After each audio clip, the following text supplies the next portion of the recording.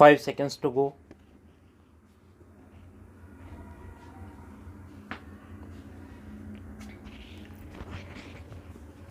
Start. Mr. Deputy Speaker, sir, I support this budget and also I would like to congratulate the Honorable Prime Minister for presenting an unique budget in which attention has been paid to every section of society. Facilities have been provided to all sections of our people, including the working class, middle class, professionals, Harijans, and Adivasis. The Honorable Prime Minister, by his budget, has made an auspicious start in giving a new direction to the country, which had its origin in Gandhiji's slogan for Free India and which started in the rural areas and which was implemented by late Pandit Jawaharlal Nehru and got further encouragement by late Srimati Indira Gandhi in her new economic program. That is why the Honorable Prime Minister began his budget speech by stating that our chief aim is to eliminate poverty and to build a beautiful, modern, progressive, and stable economy. I heartily congratulate him on behalf of my countrymen and myself. He said that 90% of our economy is dependent on agriculture, and in the second line, he said that agriculture is the bedrock of our economy. In order to eradicate poverty, it is absolutely essential to develop the agricultural sector.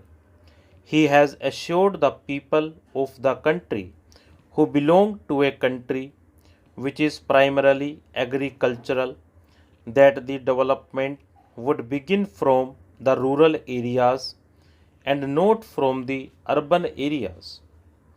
The honorable members have expressed their views on agriculture. The Honorable Prime Minister had said that remunerative prices will be paid to the farmers and that he was committed to ensure supply of more water, electricity, fertilizer and seeds and to provide more loans to the farmers.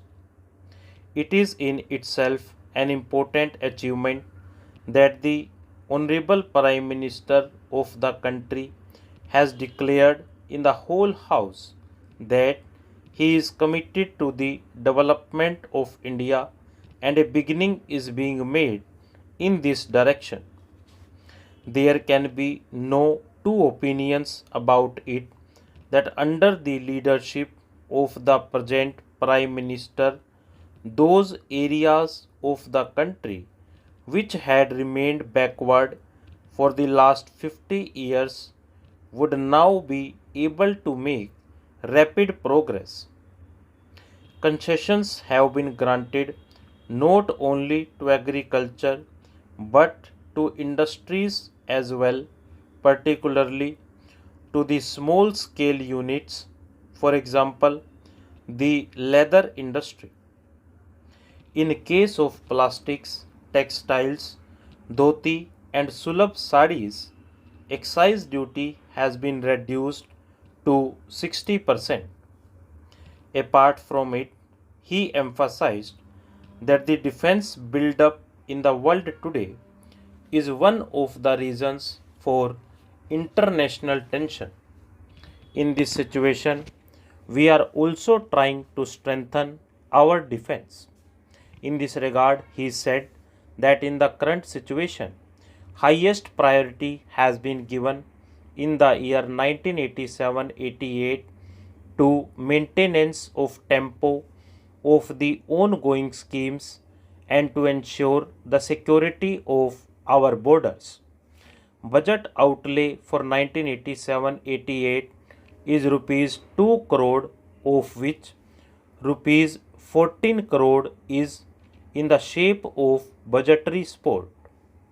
By this outlay, if 36% of the targets of the 7th 5-year plan could be achieved, it would be a record achievement.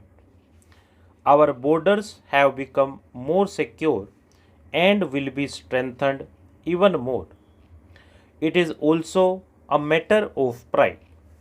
Along with it, I would also like to make my submission in regard to education. The Honorable Prime Minister had made announcements regarding education policy at the very outset. This year, rupees 800 crores have been earmarked for it. Now, through the new education policy, we would be able to provide quality education to those children who, for some reasons, are not able to go to towns for higher education. The more education spreads in this country, the more will it unite, make strong and integrate. Until we inculcate spirit of nationalism in our children, our country cannot make progress. Hence, I would request you to adopt a system of education by which we build national character of our children. Hence, our education policy should be such which would build the character of the children, and this thing should be emphasized. Today we see that the state of our primary education in the rural area is very miserable. The buildings of the primary schools have fallen to the ground and the children study under the shade of trees. The schools remain closed during the rains and the winter season, and in most of the schools, the teachers do not even attend schools regularly.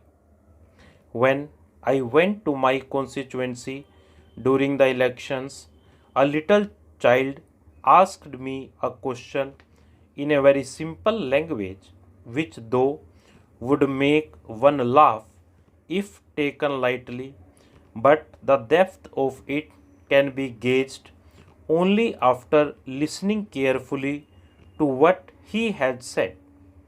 You can easily infer from it that even a little child knows that the teachers do not attend schools. It is a very serious matter and it should be given due consideration. Such laws should be framed so that there could be maximum spread of education in the rural areas. Stop.